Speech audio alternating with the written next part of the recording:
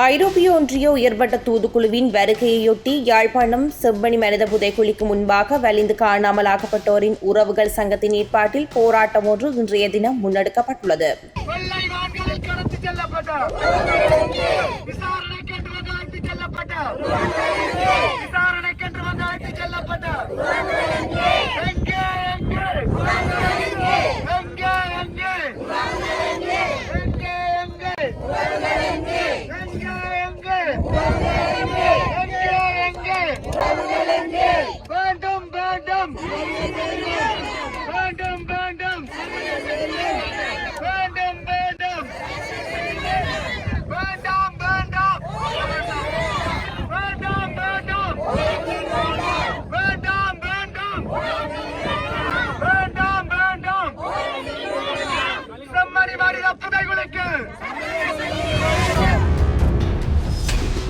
எட்டு பேரடங்கிய ஐரோப்பிய ஒன்றிய உயர்மட்ட தூதுக்குழு இன்று காலை செம்மணி மனித புதைக்குழியை பார்வையிட்டு அகழ்வு நடவடிக்கைகள் தொடர்பாக கேட்டறிந்து கொண்டனர். வலிந்து காணாமலாக்கப்பட்டோரின் உறவுகள் சங்க பிரதிநிதிகளை யாழ்ப்பாணம் செம்மணி மனித புதைக்குழி பகுதிக்கு அழைத்து ஆரத்தழுவி ஆறுதல் கூறிய ஐரோப்பிய ஒன்றிய தூதுவர் கார்மென் மெரோனா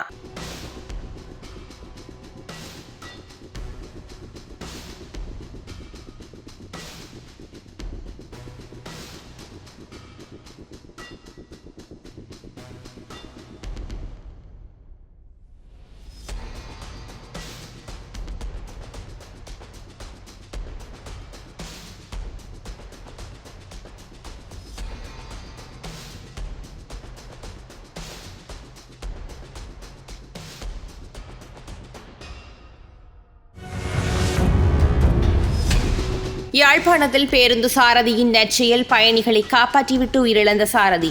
யாழ்ப்பாணத்தில் பேருந்து செலுத்தியவாறே சாரதி ஒருவர் உயிரிழந்த சம்பவம் இன்றைய தினம் இடம்பெற்றுள்ளது. இதன்போது புங்குடுதீவு 10ஆம் வட்டாரத்தைச் சேர்ந்த முருகேசி ரமேஷ் என்ற நபரே இவ்வாறு உயிரிழந்துள்ளார். இன்றைய தினம் குறித்த தனியார் பேருந்து புங்குடுதீவில் இருந்து யாழ்ப்பாணம் நோக்கி பயணித்தது. இதன்போது பேருந்தில் 60 பயணிகள் இருந்துள்ளனர். பேருந்தானது வேலெண்ணெய் அராலை சந்தியால் பயணித்துக் கொண்டிருந்த போது சாரதி ஆசனத்தில் சாய்ந்தபடியே மயக்கமுற்றுள்ளார். இதன்போது பேருந்து அவ்வாறே சுமார் 1 கிலோமீட்டர் தூரம் சென்றுள்ளதாக தெரிவிக்கப்படுகின்றது. பின்னர் பேருந்து மெதுவாக வீதியை விட்டு ஓரமாக செல்வதை நடத்துனர் அவதானித்துவிட்டு சாரதியை பார்த்த வேளை அவர் மயக்கமுற்ற விடயம் தெரிய வந்துள்ளது. இந்த நிலையில் சாதுரியமாக செயற்பட்ட நடத்துனர் பேருந்தை நிறுத்திவிட்டு சாரதியை வைத்தியசாலைக்கு கொண்டு சென்ற வேளை அவர் ஏற்கனவே உயிரிழந்து விட்டதாக வைத்தியர்கள் தெரிவித்துள்ளனர். ஜனாதிபதி அனுரவின் அதிரடி அறிவிப்பு வடக்கு கிழக்கு மக்களுக்கு மகிழ்ச்சியான செய்தி. புதிதாக அபிவிருத்தியடைந்து வரும் வடக்கு மற்றும் கிழக்கு கரையோர பகுதிகளை பாதுகாப்பதற்கு அதிகபட்ச நடவடிக்கைகளை எடுக்குமாறு கடற்கரை பகுதிகளை அபிவிருத்தி செய்த பின்னர் அங்கு மேற்கொள்ளப்படும் சட்டவிரோத நிர்மாணங்களினால் கடற்கரைக்கு பெரும் சேதம் ஏற்படுவதால் அதனை தடுப்பதற்கு அதிகபட்ச சட்ட நடவடிக்கைகளை எடுக்குமாறு ஜனாதிபதி அனுரகுமார திசாநாயக்க அதிகாரிகளுக்கு அறிவுறுத்தியுள்ளார். இந்த நடவடிக்கைகளை கண்காணிப்பதற்காக செயற்பாட்டு குழுவை நியமிக்குமாறும் ஜனாதிபதி குறிப்பிட்டுள்ளார். சுற்றாடல் அமைச்சுக்கு 2026ஆம் ஆண்டில் ஒதுக்கப்பட்ட வரவு செலவு திட்ட நிதியின் கீழ் நடைமுறைப்படுத்தப்படும் திட்டங்களின் முன்னேற்ற மீளாய்வு மற்றும் 2027ஆம் ஆண்டுக்கான வரவு செலவு திட்டம் தொடர்பான கலந்துரையாடல் இன்று பிற்பகல் ஜனாதிபதி அலுவலகத்தில் நடைபெற்ற போதே ஜனாதிபதி அனுரகுமார திசாநாயக்க இதனை குறிப்பிட்டுள்ளார். திரவ பாலுக்கு புதிய பாதுகாப்பு விதிமுறைகள் 2027 முதல் கடும் தர கட்டுப்பாடு. பதப்படுத்தப்பட்ட திரவ பாலில் காணப்படக்கூடிய அப்ளடாக்சின் நச்சுத்தன்மையின் அதிகபட்ச அளவை நிர்ணயிக்கும் புதிய பாதுகாப்பு விதிமுறைகளை நுகர்வோர் விவகார அதிகார சபை அறிமுகப்படுத்தியுள்ளது.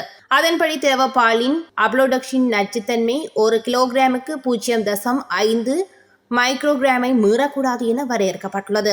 மேலும் இந்த வரம்பை மீறும் அப்ளடாக்சின் நச்சுத்தன்மை கொண்ட திரவப்பால் உற்பத்தி செய்தல், இறக்குமதி செய்தல், பொதியிடல், விநியோகித்தல் மற்றும் விற்பனை செய்தல் ஆகிய அனைத்தும் தடை செய்யப்படுவதாக நுகர்வோர் விவகார அதிகார சபை தெரிவித்துள்ளது.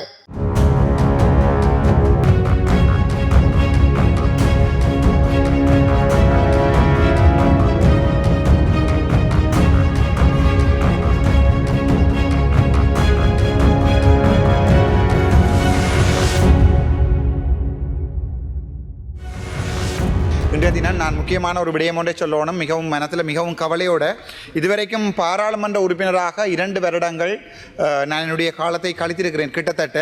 அதிலே அன்றைய தினம் கிளிநொச்சியிலே நடந்த சம்பவம், கிளிநொச்சி ஒருங்கிணைப்பு குழு கூட்டத்திலே நடந்த ஒரு சம்பவம் ஒன்றை உங்களுக்கு இந்த நிமிடத்திலே நான் சொல்ல விரும்புகிறேன்.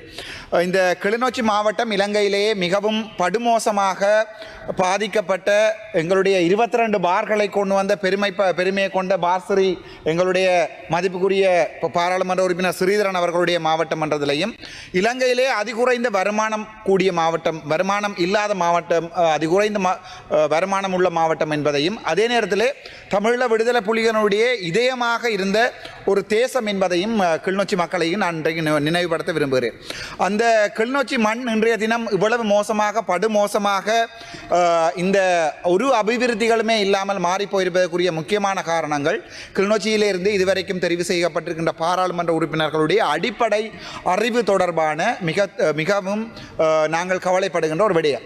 அதற்குரிய மிகப்பெரிய நல்ல உதாரணமாக அண்மைய தினத்தில் எங்களுடைய கிளிநொச்சி ஒருங்கிணைப்பு குழு கூட்டத்தில் ஊழல்வாதிகளால் திட்டமிட்ட ரீதியில் 31 ஊழல்வாதிகள் முதல் நாள் பாராளுமன்ற உறுப்பினர் ஸ்ரீதரன் அவர்களுடன் சந்திப்பை ஏற்படுத்தப்பட்டு அவர்கள் திட்டமிடப்பட்டு GA முரளிதரன் அவர்கள் தெளிவாக அவர்களுக்கு 2 ஒவ்வொரு கமக்கார அமைப்புகளுக்கும் 2 பேருக்கு அனுமதி கொடுக்கப்பட்டு திட்டமிடப்பட்டு அமர்த்தப்பட்டு, இவர்களுக்கு தெரியும் அன்றைய தினம் நான் 7 ஃபைல்களை கொண்டிருக்கிறேன் என்று. அதில் முக்கியமாக எங்களுடைய முத்து சிவமோகன் என்று சொல்லப்படுகிறவர் கிளிநொச்சியினுடைய கமக்கார அமைப்பினுடைய பதிவு செய்யப்படாத அமைப்பினுடைய தலைவர். அவருடைய ஊழல்கள், அவருடைய வீட்டுக்கு போடப்பட்ட பாலம், அதே நேரத்தில் அந்த வேளமாயுதல் என்று சொல்லப்படுகின்ற கிளிநொச்சி பிரதேச தவிசாளர் கரச்சி நினைக்கிறேன், அவருடைய அண்ணனுக்கு கொடுக்கப்பட்ட 170 தேங்காய்கள், தென்னங்கண்டுகள், அதே நேரத்தில் அதுக்கு செலவழிக்கப்பட்ட மொத்தம் 600 மில்லியன் பணம்.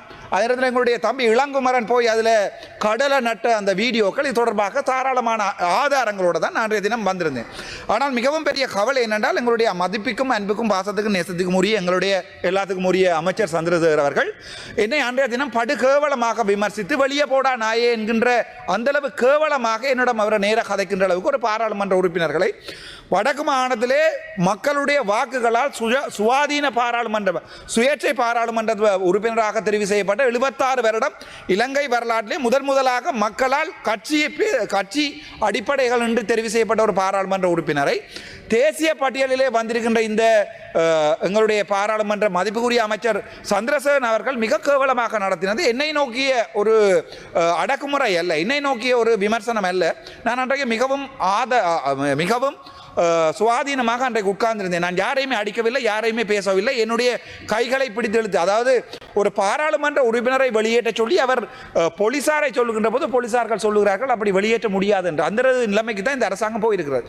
இங்கே நான் உங்களுக்கு ஒன்று சொல்ல விரும்புகிறேன் என்றால், இந்த கிளிநொச்சி மாவட்டம் இந்த நிலைமைக்கு வந்திருப்பதற்குரிய முக்கியமான காரணம் அந்த ஊழல்கள். கிளிநொச்சி மாவட்டம் முழுக்க நிறைந்திருக்கின்ற ஊழல்கள்.